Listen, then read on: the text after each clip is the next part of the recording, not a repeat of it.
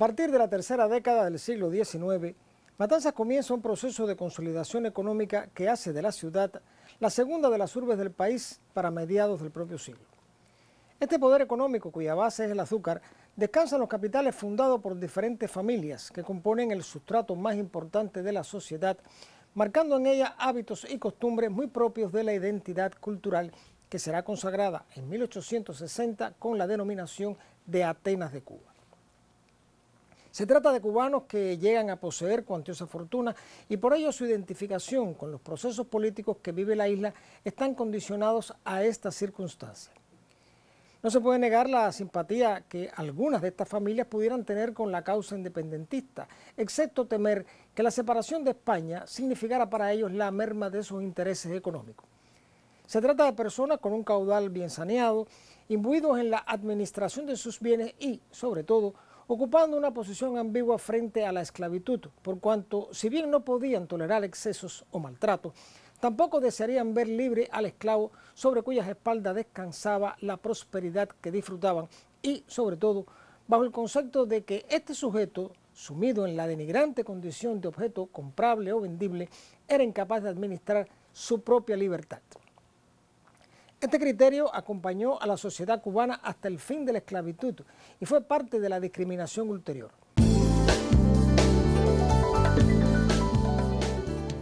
Lo que no podía escapar a la natural perspicacia del cubano era lo imposible de sostener una política colonial a ultranza, sobre todo cuando casi todo el resto del continente había alcanzado su independencia a contrapelo del empeño de España de seguir imponiendo el concepto de patria a una isla de condiciones geográficas y sociales bien distintas de la península. Muchas familias cubanas incubaban en su seno el germen de la rebeldía que habría de llevar a sus miembros al campo de batalla en el cual murieron o mártires de sus ideas independentistas. Ejemplo de lo cual fue la familia Guiteras, en cuyo colegio, la empresa, se estimuló tanto el saber como los ideales de libertad, lo que a la larga llevara al gobierno colonial a cerrar la prestigiosa institución por considerarla un nido de conspiradores. Esta velada o abierta oposición al dominio colonial fue alcanzando mayor conciencia hasta desembocar en la guerra de 1868. Matanzas no fue en propiedad parte notable como escenario de las acciones, si bien no estuvo ajena.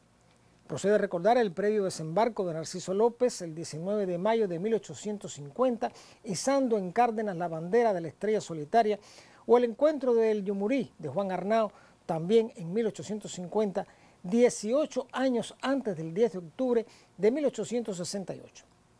La mayor o menor tolerancia de los gobernadores de la ciudad, con estrecho vínculo con la sociedad matancera, contrastaba con la prepotencia y abusos de los voluntarios, cuerpo de lamentable ejecutoria y triste recordación de cuya repulsiva presencia y actos existen importantes testimonios.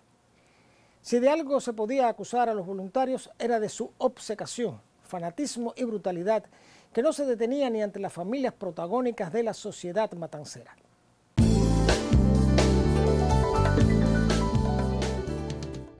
Al margen del complejo panorama político que para mediados del siglo ya había asistido al alzamiento de triunvirato y la llamada conspiración de la Escalera, la sociedad matancera conformada por familias acaudaladas cuidaba mucho de la educación, el cultivo de las bellas artes y el desempeño público, en el cual la mujer jugaba un papel de extrema importancia, sobre todo si su belleza era motivo de admiración. Un ejemplo de ello lo fue Lola Cruz, casada con un miembro de la familia Jimeno, persona muy destacada en su época y distinguida por cubanos y peninsulares. A Lola, como se la conocía, le valen méritos en cuanto a interceder por cubanos presos, habida cuenta su alto respeto y ascendiente entre los gobernadores de la ciudad, quienes eran concurrentes obligados a su tertulia. Ser íntimo de aquella casa era una distinción muy especial que militares y gobernantes apreciaban en mucho, al punto que, según cuenta su hija, Lola María, logró el indulto de un penado a la pena capital. La mujer de esa época, esto es, la perteneciente al estrato social más elevado, estaba sin embargo restringida por ciertas normas morales que a la larga significaban limitaciones a sus derechos, reducida a su participación en la sociedad como sujetos destinados al agrado y la vida dedicada a la familia, sin permitir que se las considerara como personas con capacidad para encargos mayores. Era contradictorio a la moral pública que una mujer de esta clase deambulara sola en la calle y mucho menos en la noche. Tampoco que visitara un establecimiento o comercio o simplemente que se bajara de la volanta para hacerlo. Buena parte de las vidas de estas damas se consumía entre las obligaciones religiosas de estricto cumplimiento, el velar por la casa y los hijos, atender al esposo y asistir a veladas y fiestas.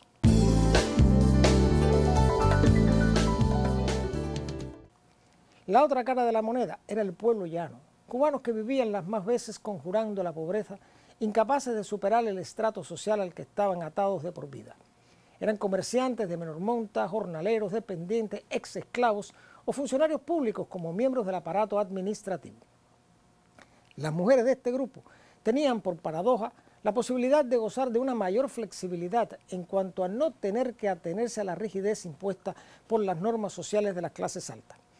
Don Jacinto de Salas y Quiroga, español que visitó Cuba a mediados del siglo, señala la separación y nítida barrera entre los blancos y los mestizos y negros, así como la corrupción administrativa del gobierno en la isla. Sin ser un investigador, supo ver cuánto subyacía bajo la opulencia, los cargos y los títulos de la sociedad cubana. Una testimoniante de excepción lo constituye la sueca Fredrika Bremer, que en su condición feminista no podía ni tenía razón para aceptar las rígidas imposiciones que obligaban a la mujer cubana.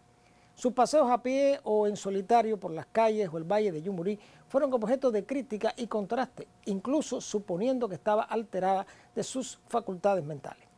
La Bremer compartió sus días matanceros con familias cubanas de la clase media, sobre todo media alta, si bien dejó constancia escrita de sus impresiones sobre la esclavitud y las diferencias entre la vida urbana y la rural, por haber visto por sí misma la condición del campesino.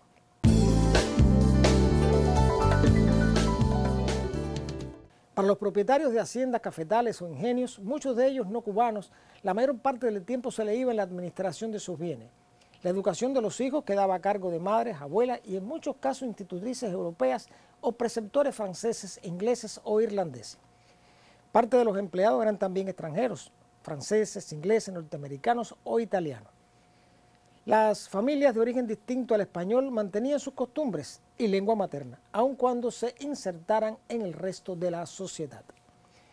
Para tener una idea del monto de propiedades en torno a la ciudad en manos de franceses, basta enumerar algunas de las fincas del entorno como Ruffin, Terrier, Tolón, Aimé, Bravet, Olivier, Bellechez, Dupestray, La Tardée, La Valette, Abelocé, Grunon, Sangaró, Pols, Coffigny y Beauprieu, además de Cetran y Dubroco. En las calles de Matanzas a mediados del siglo XIX era frecuente escuchar diálogos en francés, inglés, italiano, alemán, sueco, ruso y naturalmente chino. Era una ciudad con una notable vida comercial, pública y cultural, plaza obligada para el despegue de las artes, por lo que no extraña que en 1863 se inaugurara un teatro con la magnitud del Esteban Luego Sauto.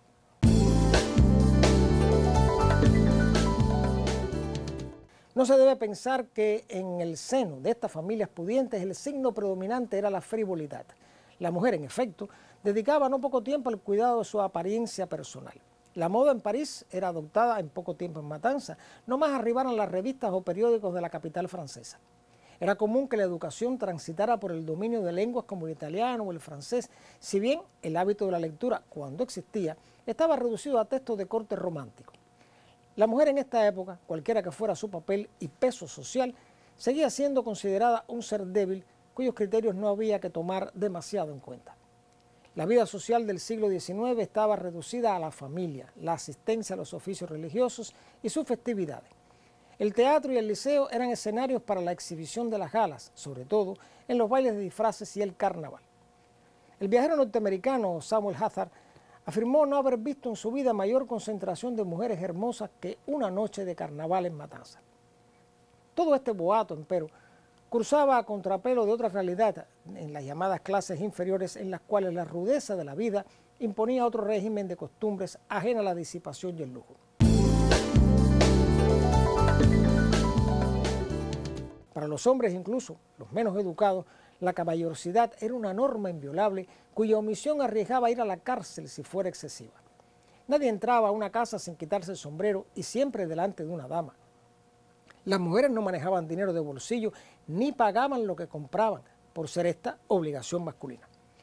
Ante la presencia de una mujer, los caballeros sentados se ponían siempre de pie y jamás se tocaban temas o pronunciaban palabras que pudieran ofender los oídos, ni en público ni en privado.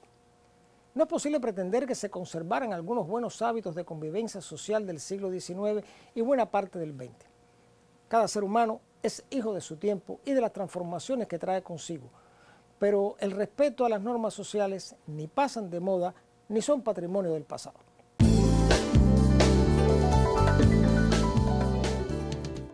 Los invito y los convoco para un nuevo encuentro con la historia y el recuerdo, porque la memoria es la dueña del tiempo.